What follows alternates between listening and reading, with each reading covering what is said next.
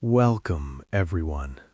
Think about the one thing you wanted most, the thing you prayed for, the thing you planned for, the thing you were so certain was meant for you. The job, the relationship, the opportunity, the door you stood in front of for months, maybe years, certain that it would open, and then it did not. It closed, quietly or loudly or painfully, and you were left standing there, asking the question that all of us have asked at least once in our lives: why? Most people answer that question with blame. They blame themselves, they blame others, they blame the world for being unjust, or they blame God for being absent. But here is the truth that very few people discover before a great deal of time has passed. The closed door was not a punishment, it was protection. The plan that fell apart was not a failure, it was a redirection. And the thing you did not receive was often making space for something far beyond what you were capable of imagining at the time you wanted it. This story is not about passive waiting. It is not about giving up on your dreams and calling it faith. It is about something far more powerful. Learning to move through loss, through disappointment, through the silence of unanswered prayers, with trust, with purpose, and with open hands. Please stay until the very end, because the final chapter carries the deepest truth of all. This story draws from the timeless wisdom found across the great spiritual traditions of the world, from the Quran and the Sunnah of the Prophet, peace be upon him, from the stories of prophets and the patience of the righteous, and from the real, lived experiences of ordinary people who lost what they wanted and found what they needed. We will move through 8 chapters today. Each one carries a different layer of this truth, that divine wisdom operates at a depth our human vision cannot always reach. You will hear stories of doors that closed and what waited on the other side. You will learn the practice of surrendered effort, of working hard and releasing the outcome, of finding meaning in the waiting, of trusting a plan that is larger than your plan. And you will walk away with the trust formula, a complete daily framework for holding your life with both effort and faith, without letting fear of the future steal the peace of the present. And if you care about finding peace in uncertainty, strength in hardship, and the quiet confidence that comes from knowing you are not alone in your story, subscribe to our channel right now, because we bring you the most honest, most spiritually deep English stories in the world. Now, let us begin. Chapter 1: The Door That Would Not Open. There is a story told about a man named Tarek. Tarek had spent 4 years working toward one goal, a position at a company he deeply admired. He had tailored his education toward it. He had taken side projects to build the right experience. He had prayed for it, consistently, sincerely, the way you pray for something when it feels like your entire future depends on the answer. The interview came. He prepared thoroughly. He felt it went well. Then the rejection email arrived. Short, polite, final. Tarek sat with it for a long time. He went through the stages most of us recognize: disbelief, then sadness, then something close to anger. Not at the company, at God. I prayed, I worked, I tried everything. What more was I supposed to do? 18 months later, Tarek had built something of his own. A small company, started almost by accident in the space the rejection had forced him into. By the third year, it employed 12 people. One afternoon, he passed the building of the company that had rejected him. He stopped. He looked at it for a moment. And then, quietly, alone on the pavement, he said, "Thank you." This is not a story about working hard and succeeding. Those stories are everywhere. This is a story about what happens in the gap between the door that closed and the door that hadn't yet appeared. In that gap, most people give up. Some become bitter. A few, the ones who have learned to trust, keep walking. Not because they know where the next door is, but because they trust that there is one. And that trust, not certainty, not proof, but trust, is the first tool this story will give you. Chapter 2. The Wisdom of Delays. In the Quran, there is a story that has given strength to believers for 14 centuries. The story of the prophet Yusuf, Joseph, peace be upon him. He was loved by his father above all his brothers. He had a dream that pointed toward a great destiny. And then, in one terrible day, his brothers threw him into a well. He was sold into slavery in a foreign land. He served faithfully and was falsely accused. He was imprisoned for years for something he did not do. And from inside that prison, he could not have seen what was coming. He could not have known that the very suffering that confined him was building the character, the wisdom, and the experience that would one day make him capable of leading a nation. He could not have known that the false accusation that imprisoned him would eventually bring him directly into the presence of the king. Every delay, every injustice, every closed door was part of a sequence that his human eyes could not read, but that divine wisdom had already written. The Arabic word is tawakkul. It is often translated as trust in God, but that translation misses something important. Tawakkul is not passive. It is not sitting still and hoping. It is doing everything you are capable of doing, every honest effort, every sincere action, and then releasing the outcome to the one whose vision is not limited by time. The prophet Yusuf did not stop working in prison. He interpreted dreams. He helped those around him. He continued to live with integrity in a place that had given him every reason to give up. Tawakkul is not the absence of effort. It is effort without attachment to a specific outcome.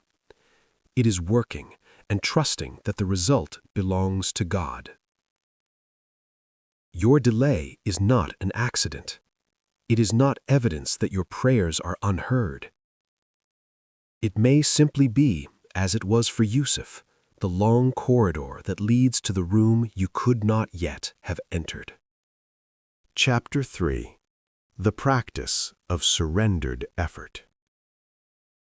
There is a famous hadith, a saying of the Prophet Muhammad, peace be upon him. A man came to him and asked, "Should I tie my camel or trust in God?" The Prophet answered, "Tie your camel, and then trust in God." This is one of the most compact and profound teachings on the relationship between human effort and divine trust ever recorded. It tells us, do not use faith as an excuse for passivity. Do not say, "God will provide," while refusing to work. Do not call surrender what is actually fear. Tie your camel. Do the work. Make the call. Send the application. Have the difficult conversation. Show up. Use every legitimate means available to you. And then, having done all of that, release the result. Not with resignation, with trust. Here's the practice. For any important goal or situation in your life right now, take a piece of paper. Draw a line down the middle. On the left side, write everything that is in your control. The actions you can take, the effort you can give, the preparation, the intention, the showing up. On the right side, write everything that is not in your control. Other people's decisions, timing, outcomes, results, the way the world responds to your effort. Now, make a commitment. Give everything you have to the left side and release the right side completely, sincerely, to the one who holds it anyway.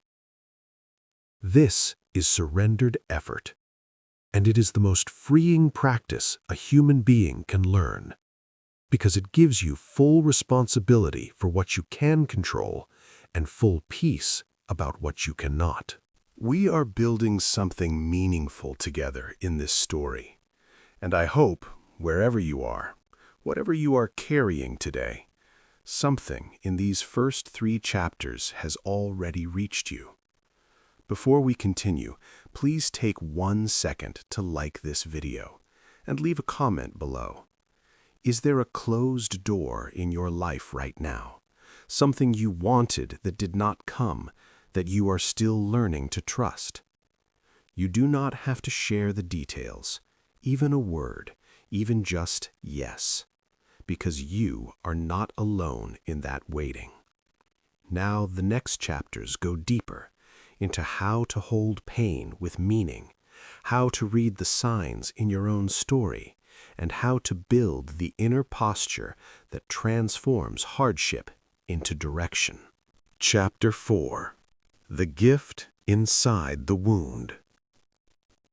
There is a woman named Lila who spent 3 years in a marriage that slowly broke her, not through dramatic cruelty, through quiet erosion, through being unseen, through being diminished, through learning over time to make herself smaller so that someone else could feel larger.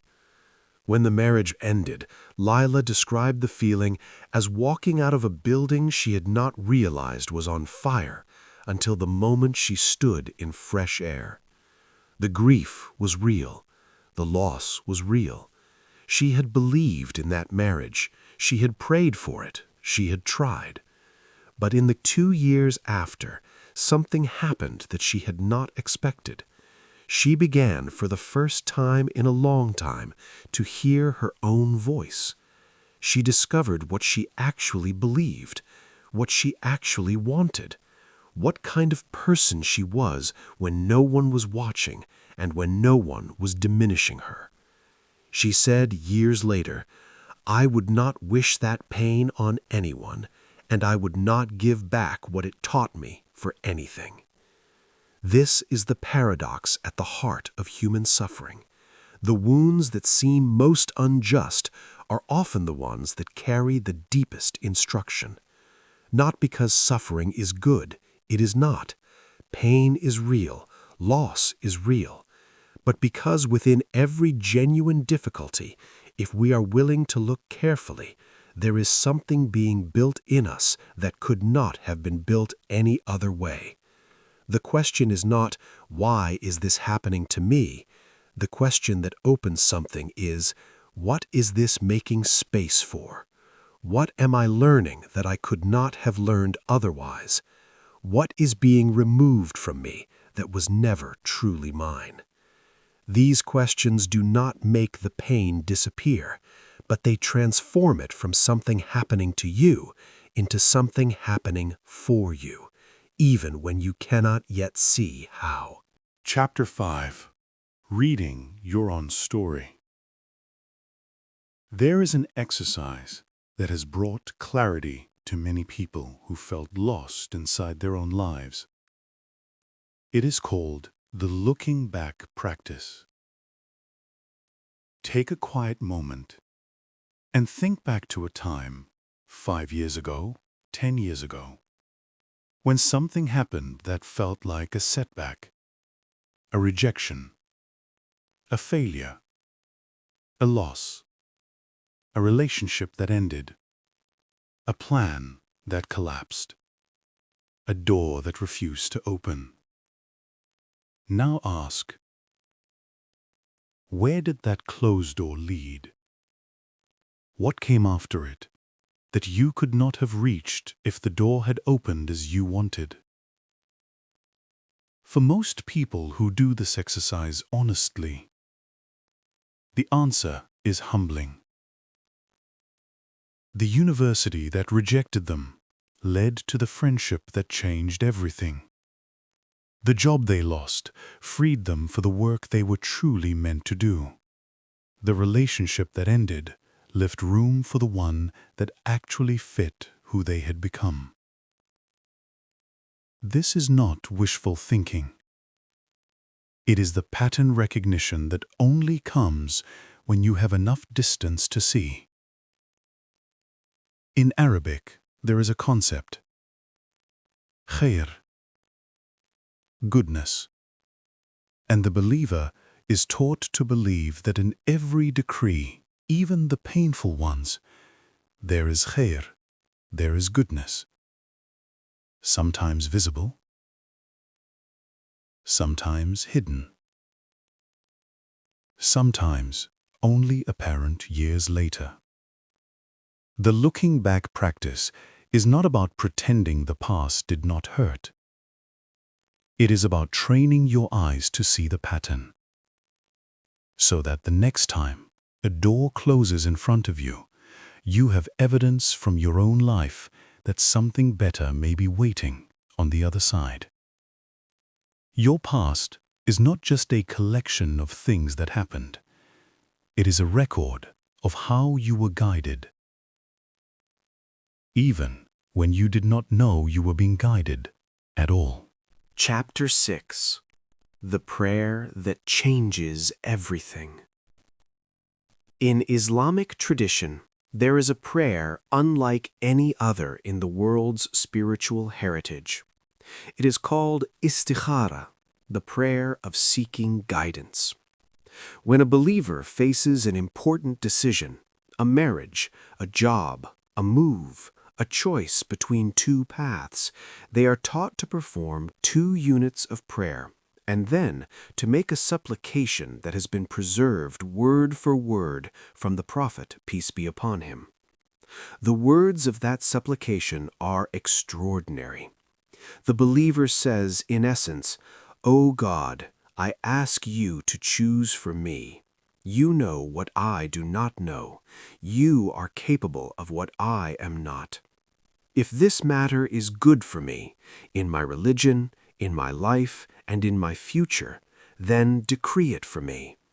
And if it is bad for me, then turn it away from me, and turn me away from it, and decree for me whatever is good, wherever it may be." There is a depth in this prayer that is difficult to fully convey. It is an act of radical trust, a voluntary release of the ego's insistence on a specific outcome, an acknowledgement that the one who created you understands your needs more completely than you do. Many people who have prayed istikhara describe the same experience, not a dream or a sign or a dramatic revelation, but a quiet settling, a gradual opening in one direction and a closing in another. A sense, not always comfortable, sometimes difficult, that the path is becoming clear. Even if you do not know how to make this prayer, the principle beneath it is available to everyone. Before your next important decision, try this. Sit in quiet and say honestly to God, in whatever language, in whatever way feels true for you, "O God, choose for me what I cannot choose for myself. I trust that your plan is better than my plan." And then, Watch what opens, and watch what closes, and trust what you see. Chapter 7. The Trust Formula. Now let us bring every thread of this story together into one complete daily practice, a formula for living with both full effort and full faith, a way of moving through life that does not collapse under uncertainty, but is actually deepened by it. I call it the trust formula. T. Tie your camel. Do the work. Every day, identify your one most important action, the thing that is genuinely in your control. Give it your full, honest, unhurried effort. Do not skip the rope and call it faith. Do not confuse passivity with surrender. Work as if everything depends on your work. R. Release the outcome. Having tied your camel, open your hands. Say clearly in your heart, I have done what I can. The rest belongs to you. This is not defeat, it is the highest wisdom. It frees you from the exhaustion of trying to control what was never yours to control. You understand the delay. When the answer does not come, resist the urge to panic. Return to the story of Yusuf. Return to your own history. Ask, what might this delay be making space for? What is being built in me right now that I could not have built any other way? S. Seek the gift in the wound. For any difficulty currently in your life, practice the question, what is this teaching me that I needed to learn? Not as a spiritual performance, as a genuine search. Even a partial answer, even one small insight, changes your relationship to the pain. T. Trust the pattern. Once a week, do the looking back practice. Find one thing from your past that felt like a setback and became a gift. Let that evidence build your trust for the closed doors you are standing in front of today. Tie. Release. Understand. Seek. Trust. T-R-U-S-T.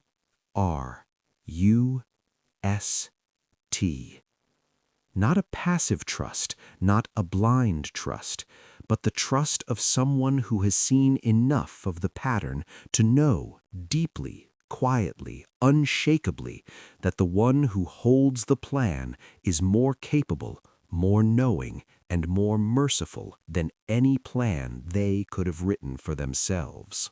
Chapter 8. The Person Who Trusts. There is a quality that people with deep trust carry that is immediately recognizable, though rarely named. It is not the absence of difficulty. They face loss, they face rejection, they face pain, the same storms that strike everyone. It is not certainty about the future. They do not know what is coming. They do not have a map that others lack. What they have is something quieter, something more durable than certainty, something that holds even when everything else shakes.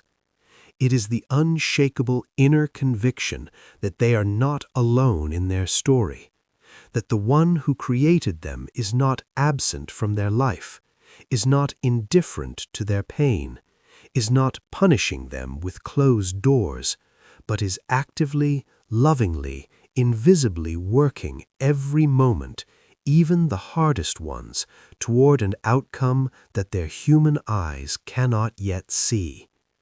The Prophet Muhammad, peace be upon him, said, "How wonderful is the affair of the believer! If good comes to him, he is grateful, and that is good for him. If hardship comes to him, he is patient, and that is good for him." This is not a naive comfort. It is the most grounded, most tested wisdom in the history of human spiritual experience. People who have lost everything and found it again, transformed. People who were broken and rebuilt, stronger. People who prayed for the door that did not open and were led by the closing to the life they were actually made for. That person, the one who trusts, is not a different kind of person from you. They are the person you already are when you choose, in the face of the unknown, to believe that you are held. And you are. You have just completed one of the most tender, most honest, most spiritually alive stories about trust and divine wisdom ever created for an English learning audience. You didn't just hear comforting words, you heard a framework. The story of Tariq, who found his purpose through rejection. The story of Yusuf, whose prison became his preparation. The story of Lila, who found her own voice in her loss. The practice of tying your camel and releasing the outcome. The looking back practice that finds the pattern in your own history. The prayer of istikhara, asking God to choose what you cannot. And the trust formula, your complete daily practice for living with effort and faith, with action and surrender, with open hands and a full heart. You are not someone abandoned by God. You are not someone whose prayers have gone unheard. You are not someone whose closed doors mean a closed future. You are someone who is being guided through every chapter of your story, including the ones that are hardest to read. If this story touched you, even a little, please subscribe to our channel right now. We are building a community of English learners who believe that the most beautiful stories are the ones that remind us we are never, not once, truly alone. Save this video. Return to it on the days when the door will not open. Use each chapter like a lamp in a dark corridor. Hold it up. Keep walking. Trust the path. Remember, God's plan is not delayed. It is precise. It is purposeful. And it was written with knowledge of every closed door, every unanswered prayer, every night of waiting, by the one who loves you more than you know how to love yourself. Tie your camel, release the outcome, do the work, and open your hands. Trust the delay, trust the closing, trust the story you cannot yet fully read, and most of all, trust the one who is writing it. You are not lost, you are being led. Thank you for listening. Let's grow together.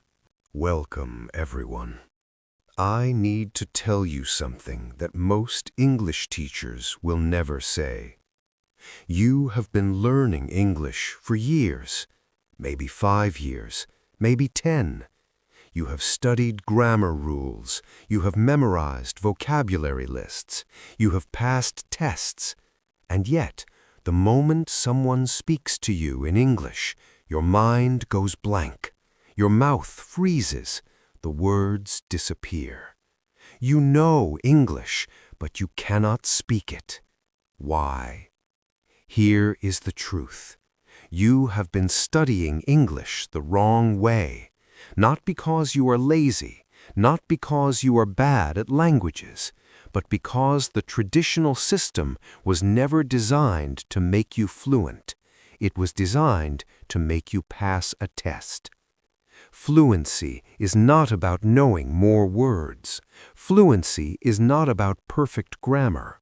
Fluency is about how your brain is trained to think, feel, and speak all at the same time without stopping.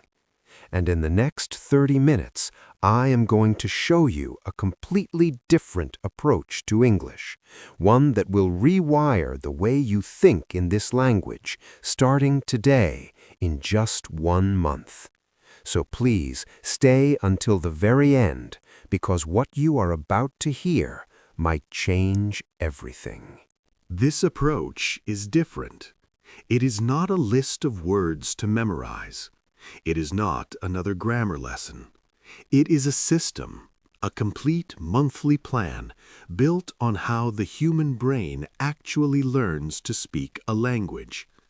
Scientists call it acquisition, not learning. Children don't study their mother tongue. They absorb it. They live inside it. They speak before they understand all the rules. Today, we will build that same natural process for you in 8 chapters. Each chapter gives you a real technique, a real exercise, and a real daily practice you can start using immediately. And if you care about finally speaking English with confidence, with speed, and without the fear that has been holding you back, subscribe to our channel right now, because we bring you the most honest, most human English learning stories in the world. Now, let us begin. Chapter 1. Why You Cannot Speak. Let me introduce you to 2 people.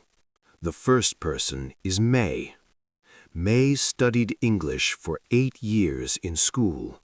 She got top marks in her grammar exams. She can write a perfect essay in English. But when a foreign colleague says, "How was your weekend?" May freezes. Her face turns red. She says, "Good, thank you," and looks away. She knows the words, but she cannot use them. The second person is Carlos. Carlos never studied English formally. He spent 6 months watching American TV shows with English subtitles. He listened to English podcasts while cooking, while walking, while falling asleep. He talked to himself in English while alone in his room. Today, Carlos laughs at English jokes. He tells stories in English. He is not perfect, but he is fluent. What is the difference between May and Carlos? It is not intelligence. It is not talent. It is this. May trained her reading brain. Carlos trained his speaking brain. These are different systems inside your mind. The part of your brain that reads and understands language and the part that produces spoken language, they are connected, but they are not the same. You have to train the right one. There is also something else, something no textbook ever talks about: fear. When you try to speak and feel nervous, your brain releases a stress signal, and that signal actually blocks access to the words you know. This is a real physical process. Stress literally shuts down fluency. So the problem is not your vocabulary. The problem is not your grammar. The problem is that your brain has never felt safe speaking English. And that is exactly what we are going to fix. Chapter 2. Immersion without moving. People say, if you want to speak English, move to an English-speaking country. This is true, but it is also an excuse. Because what matters about living in another country is not the country. It is the immersion, the constant exposure, the way English surrounds you from the moment you wake up. And you can create that right where you are. This technique is called total environment shift. Here is how to do it. Step 1. Change your phone to English right now, today. Every notification, every menu, every app. Your brain sees these words hundreds of times a day. It begins to absorb them without effort. Step 2. Choose one English language podcast or show and make it your daily background sound. Not to study, just to hear. While you cook, while you clean, while you walk. Let English become the sound of your daily life. Step 3. Label your world. Put small paper labels on objects in your home: the table, the mirror, the window, the door. Write the English word. Every time you see it, say it aloud. These 3 small changes create something remarkable. Your brain stops treating English as a foreign, separate thing. It starts treating English as part of your normal life. And when English feels normal, speaking it becomes natural. Chapter 3: Shadow Speaking. Let me tell you about a technique so powerful that professional interpreters, the people who translate live speeches, use it to train their speaking speed. It is called shadowing, and it is beautifully simple. You listen to a native English speaker, and while they speak, you speak too, at the same time, like a shadow following the light. You are not translating, you are not thinking about grammar, you are just copying the sounds, the rhythm, the speed, the music of English. Here is your shadowing exercise for this week. Step 1. Find a short video, 60 seconds, 90 seconds, of a native English speaker talking about something simple. A person describing their morning, a short story, a calm interview. Step 2. Listen once, just listen. Feel the rhythm. Step 3. Press play again. This time, speak along. Don't worry about perfect pronunciation. Don't stop if you miss a word. Just keep moving. Keep speaking. Step 4. Do this every day for 10 minutes. Same video for 3 days, then a new one. After 2 weeks of this, something magical happens. You will notice that English starts to come out of your mouth faster than your mind can stop it. That is fluency beginning to grow. Before we go deeper, I want to pause here for just a moment. If what you are hearing is already making sense to you, if even one idea has made you think, yes, that is my problem, please take 1 second to like this video and leave me a comment. Which technique are you going to try first? Total environment shift or shadowing? Your comment tells me what is helping you most, and it helps this story reach more people who need it. Now, let us keep going. The next chapters are where everything changes. Chapter 4. Talk to yourself. This is the chapter that surprises people most, and it might sound a little strange at first. The most effective speaking practice you can do does not require another person. It only requires you. It is called English self-talk. Start narrating your own life in English inside your head or quietly out loud when you're alone. When you wake up in the morning, think, I am getting out of bed. The floor is cold. I need coffee. When you look out the window, think, the sky is gray today. I think it might rain. When you eat lunch, think, this soup is warm. It tastes like something my grandmother made. Simple sentences, simple moments. Why does this work? Because the biggest obstacle to speaking English is not knowing the words. It is the gap between thinking and speaking. Most people think in their first language, then translate. That translation takes time, and in a real conversation, there is no time. Self-talk trains your brain to think directly in English. It removes the translation step. It makes English your language of thought, not just your language of study. Start with 5 minutes a day. By the end of the first week, you'll find yourself doing it automatically, and that's exactly when your speaking begins to transform. Chapter 5. The Chunk Method. Here is something that fluent speakers do that most learners don't. They don't think in individual words. They think in chunks, in ready-made phrases that come as one piece. When a native speaker says, "to be honest with you," they are not building that phrase word by word. It comes out as one single unit, one thought, one breath.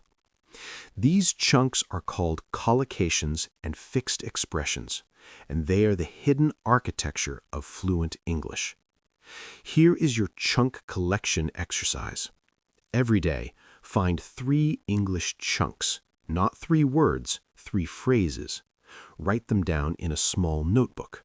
Phrases like, "to be honest," "the thing is," "I was just about to," "what I mean is," "it turns out that." Now, practice each phrase in 5 different sentences. Say them aloud. Use them in your self-talk. Put them in a real moment from your day. In 1 month, you will have collected 90 chunks, 90 ready-made pieces of natural English waiting in your mind, ready to speak. That is not studying. That is building a vocabulary that actually works. Chapter 6. Fearless Speaking. Let me tell you about a woman named Hannah. She had studied English for 7 years. By every measure, she knew the language well. But she had one rule she never broke. I will speak English when I am ready. She is still waiting. Here is a truth that might sting a little. You will never feel ready. The feeling of ready does not come before speaking, it comes from speaking. So the only way to become fearless is to speak while afraid. Here is your fearless speaking challenge for this week. Find one English conversation, any conversation, and speak for 60 seconds without stopping. No pausing, no self-correcting, no starting over. Just speak, in English, for 60 seconds. If you don't have a conversation partner yet, record yourself on your phone. Look at the camera and speak. About your day, about a dream you had, about a film you liked, anything. After the recording, listen back once, but don't criticize, just notice. Notice what came naturally, notice where you paused, and record again the next day. In 30 days, compare your first recording and your last. You will not believe you are the same person. Chapter 7. The 30-Day Fluency Map. Now let us pull everything together into a complete system. I call it the SPEAK formula. S. Surround. Surround yourself with English every single day.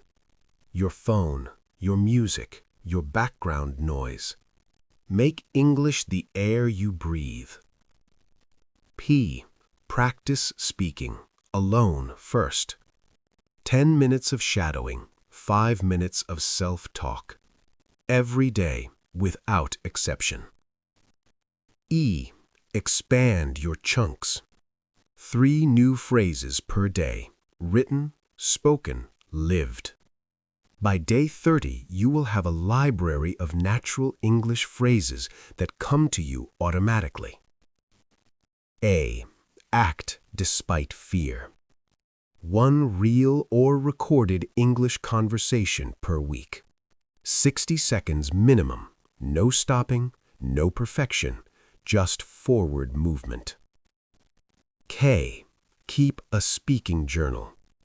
Every evening, write 3 sentences in English about your day. Not an essay, just 3 sentences. The act of turning thoughts into written English strengthens the same pathways used in speaking. Surround, practice, expand, act, keep. SPEAK.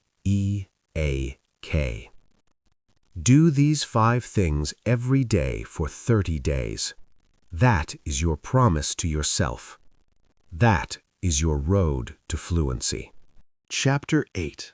The Mindset of a Fluent Speaker.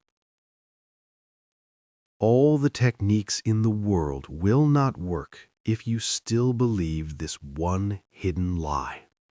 My English is not good enough to speak. I want you to hear this clearly. Your English is already enough to communicate, and communication, not perfection, is the goal.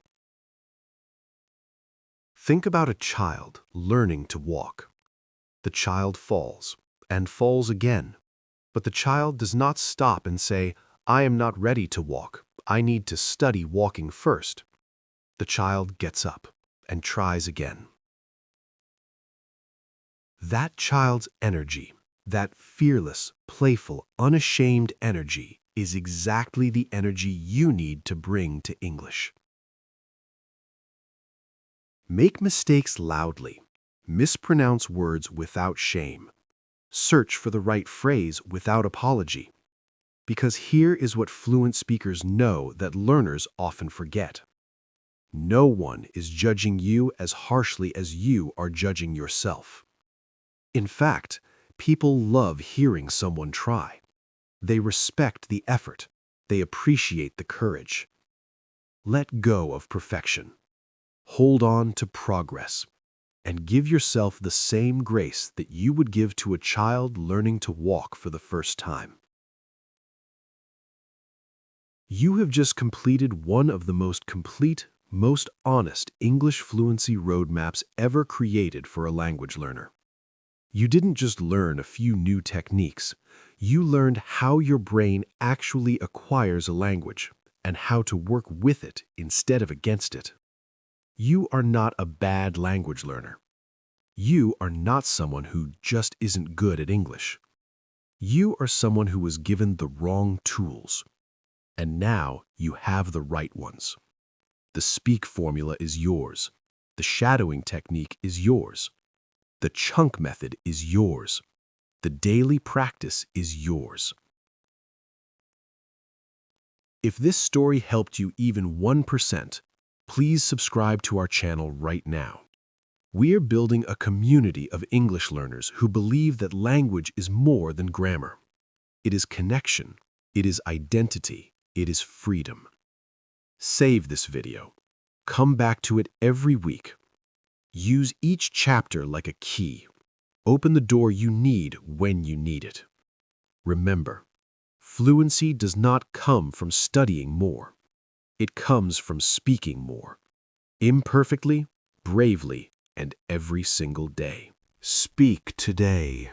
Speak tomorrow. Speak when you are afraid. Speak before you are ready. Speak even when the words feel heavy. Speak until it feels like breathing. And most of all, speak like you belong, because you do. Thank you for listening.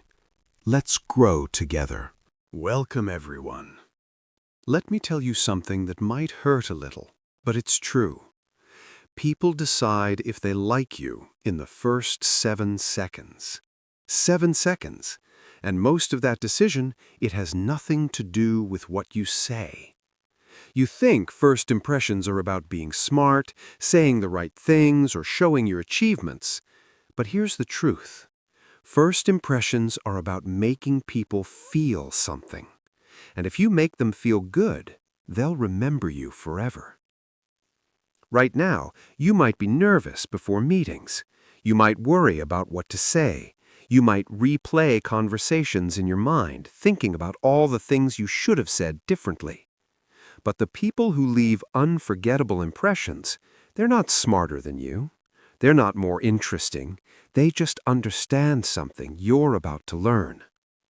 In this video, I'm going to show you the exact psychology of making powerful first impressions, the techniques that make people want to know you, trust you, and remember you. So please listen till the end, and I promise you'll finish this video with tools that will change every first meeting forever. This isn't about tricks or manipulation.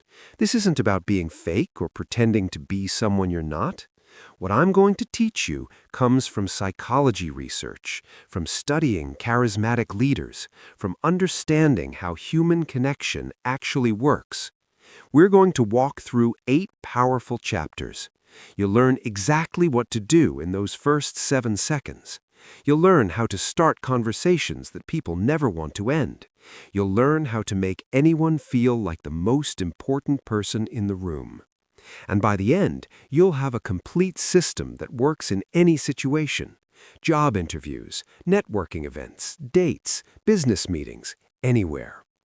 And if you care about building genuine connections, creating opportunities, and becoming someone people naturally gravitate toward, subscribe to our channel right now, because we bring you the most practical, psychology-based personal development videos in the world. Now, let's begin. Chapter 1. Why You're Not Making the Impression You Want. Let me start with a story. Imagine you're about to meet someone important. Maybe it's a job interview. Maybe it's a networking event. Maybe it's a first date. What are you thinking about? You're probably thinking, what should I say? How do I sound impressive? What if I say something stupid? What if they don't like me? So you prepare. You think of interesting things to talk about. You rehearse answers. You plan how to